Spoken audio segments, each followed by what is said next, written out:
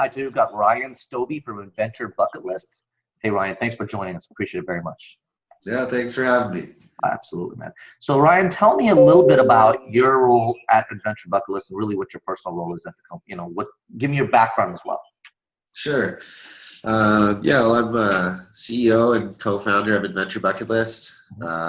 Background, I've worked a lot in the hospitality industry, in some of the top tourist destinations around Canada. I also did a lot of enterprise kind of B2B sales. Okay. So that's kind of where my strengths are. Right now, almost all my time is spent in fundraising. Okay. Yeah, I mean, obviously a bit of strategic planning and like direction and some of our larger clients. Okay. But, talking to investors can chew up a lot of time. Yeah, it does. It does. What's Adventure Bucket List all about? Talk to me about that project and just this could be an audience of potential investors, really. It could certainly be audience of clients for Adventure Bucket List as well. So, talk to me really, what business problem does Adventure Bucket List really, try to focus on?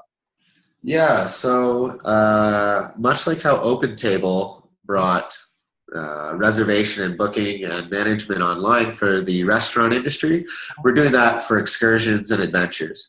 So things that I've experienced and my colleagues and friends and family when I'm traveling somewhere, whether it's Central America or Hawaii or anywhere.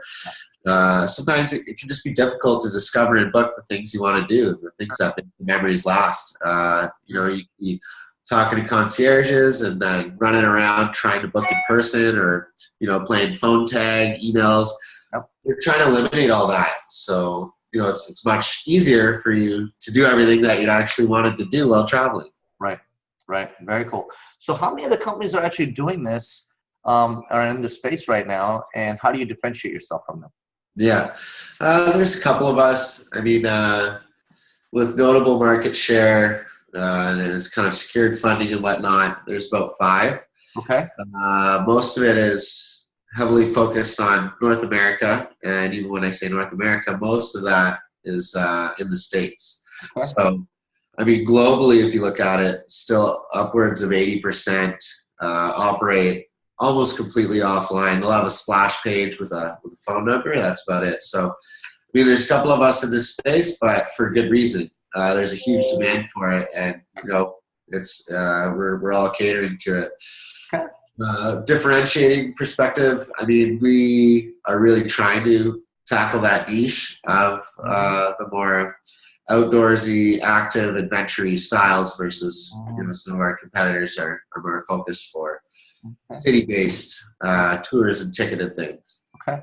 And how long has the company been around?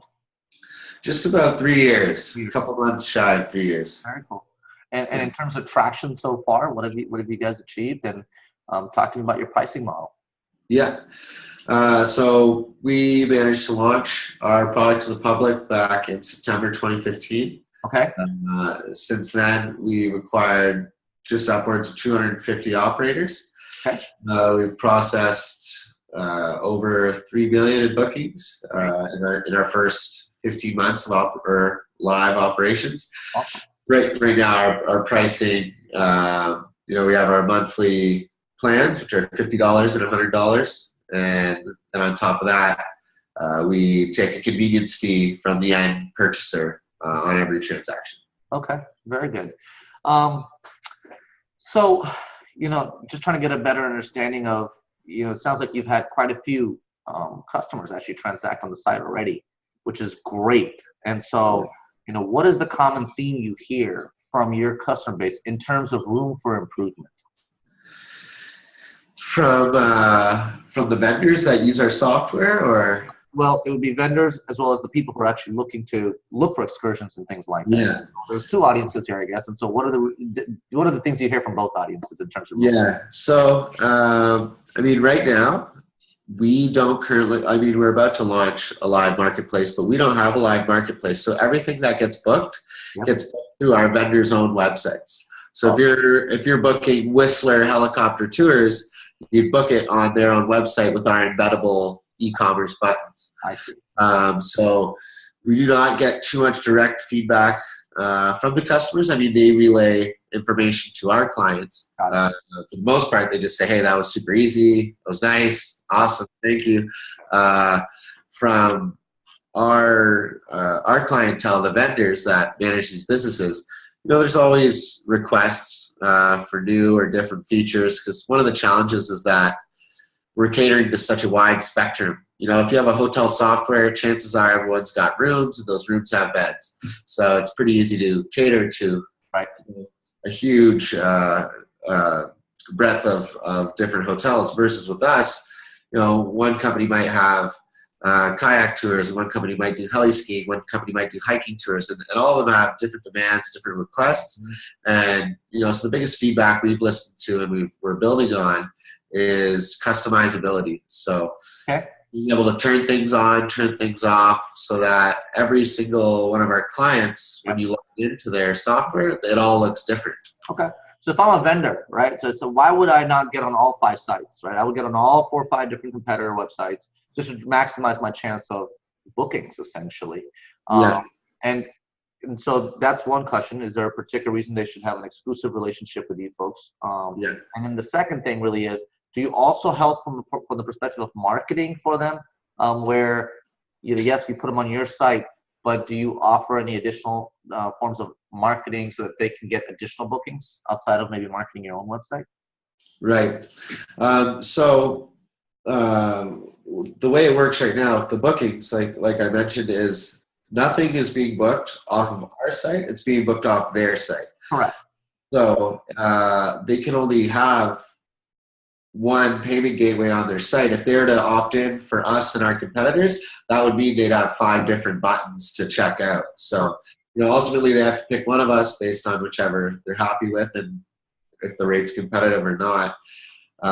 From a marketing angle, we actually just launched an initiative where we can manage their social media and AdWords campaigns. Okay. So from a marketing perspective, a lot of these people aren't crazy tech savvy, so we can go manage all their online marketing for them. Okay, so you have a digital marketing arm in-house, or do you partner with someone else? In-house. In-house. Excellent. Yeah. Very cool. Well, I mean, I've learned a lot. Where do you see Adventure Bucket List 3 years from now? 3 years from now, we'll have our own marketplace up with all of these different vendors that have been onboarded, and we'll be one of the go-to spots that people think of while traveling to browse and book what they're trying to do.